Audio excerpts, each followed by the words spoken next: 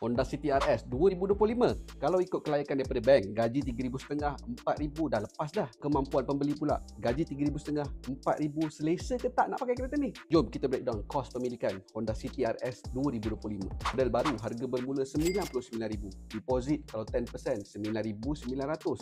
Road tax RM90. Insurans kalau kosong NCD RM2,853. Total upfront yang kena ready untuk kereta ni adalah RM12,843. Installment kita kira 9 tahun. Financing sebulan RM1,032. Kalau setahun RM12,384. Kita breakdown pula semua kos yang terlibat untuk daily drive kereta ni. Insurans RM2,853. Road tax RM90. Untuk petrol pula sebulan RM300. Setahun RM3,600. Tashengo sebulan RM200, setahun RM2,400. Parking pula RM100 sebulan. Kalau setahun RM1,200. Servis boleh budgetkan RM700.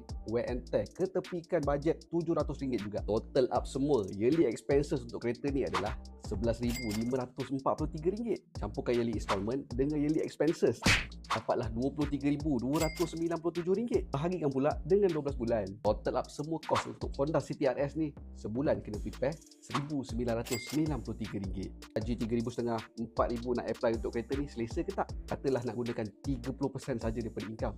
Sebulan income minimum kena ada RM6,643. Kalau nak gunakan 20% saja daripada income, sebulan income kena ada RM9,965. Tak salah kalau nak beli kereta ni. Bank memang senang je nak bagi financing.